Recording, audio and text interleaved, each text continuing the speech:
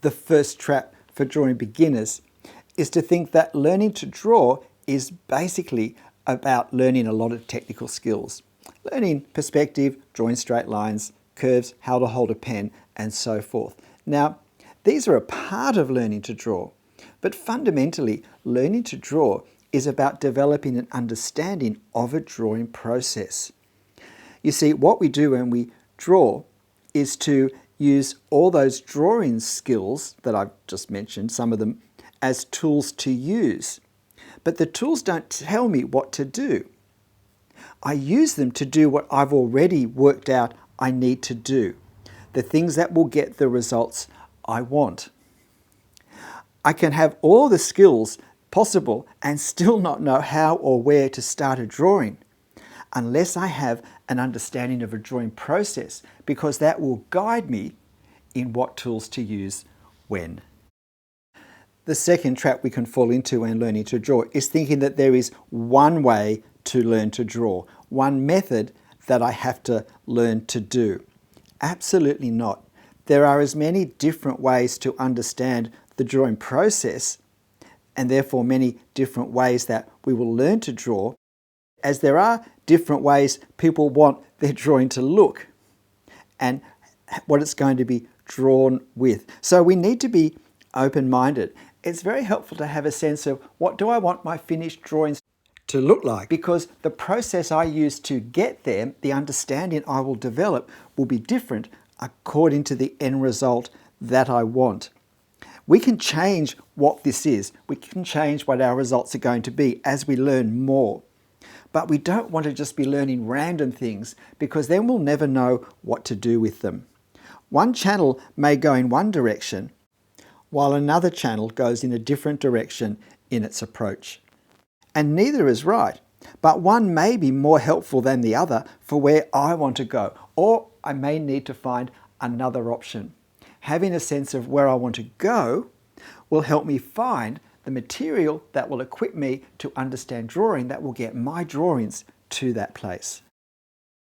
The third trap we can fall into is thinking that practice brings improvement. Practice makes perfect.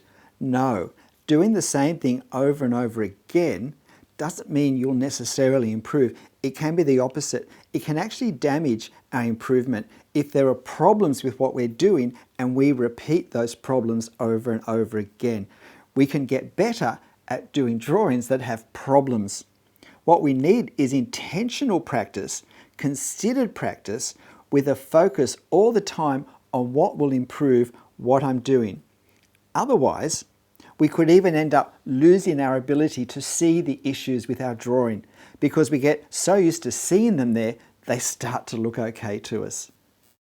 And if you're finding this helpful, please like this video now, and why not subscribe to my channel if you haven't already. Our next myth is the idea that criticism is harmful.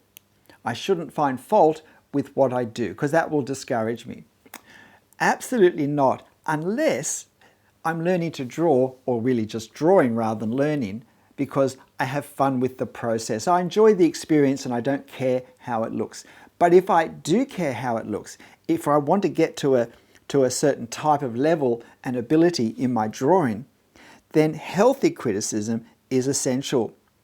Healthy criticism doesn't attack me for what I've produced, but it says, where am I not achieving what I want to achieve in what I'm doing? Because this gives us a focus on where to go next, on what will give me the most benefit from the time and effort that I put in. It's basically marking our work. Can I stay at this level? Do I need to go back to a previous level and review some work? Or can I move forward? Perhaps we should think of it as a bit of tough love that we give ourselves because we know it's going to be good for us. Our next myth is that we should buy the best materials we can afford. I would say at the start, absolutely don't. Instead, buy whatever you can afford to waste. Because for most beginners, expensive materials don't make much difference at all. What's easy to worry about is that I'm going to waste my expensive materials by doing things that aren't worthy of those materials. And this is going to stop me from learning. it's going to be very distracting, because what I want to do at the start is to experiment, to take risks, to be bold, to try again, to repeat. And if I'm worried about my materials going down, well, it's not going to be very helpful for me. I'm not going to want to take those risks. I'm better off using a ballpoint pen and copy paper if that means I feel free to really explore things and to have a go and to not be distracted or cramped by worrying about waste. And if you're finding this helpful, at the end, I'd love you to leave a comment on which of these 8 you think you needed the most to hear.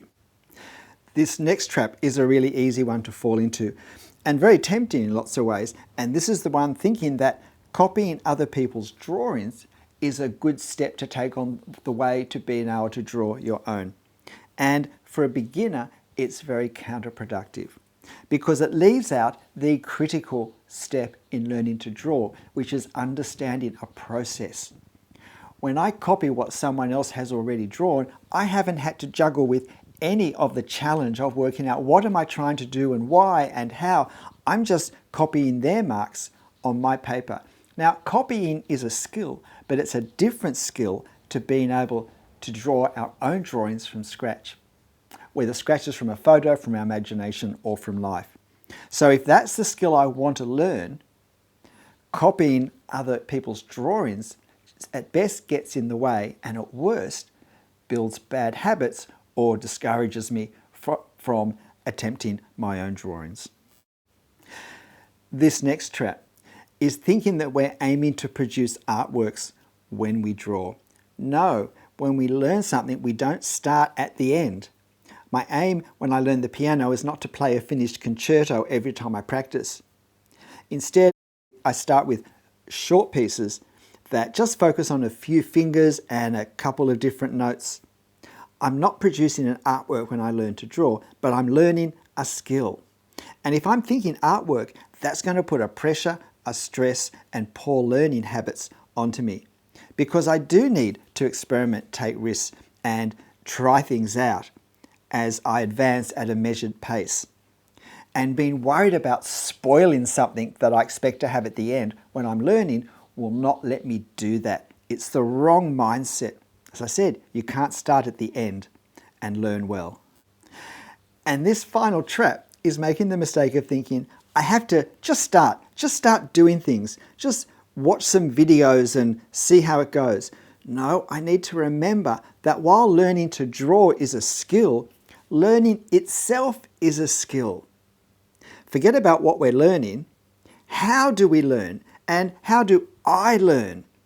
Because I don't necessarily learn the same way as someone else.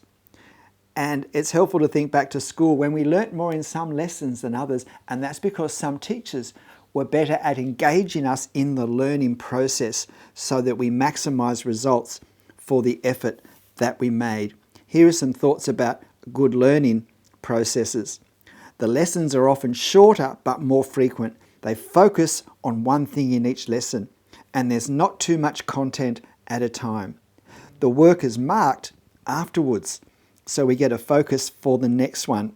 We do that to set our goals, and we don't progress onto harder levels if we're not doing the current level satisfactory, and perhaps I need to go back for a better foundation if I'm struggling too much. G'day, I'm Stephen Travers. Please let me know in the comments the one of these that you think has perhaps been most helpful for your learning to draw journey. But remember, our journey is different for each of us, but I hope these things help you create the best path to get to the destination you want to get to in your journey. And most importantly of all, make sure you have fun. I'll see you next time. Bye.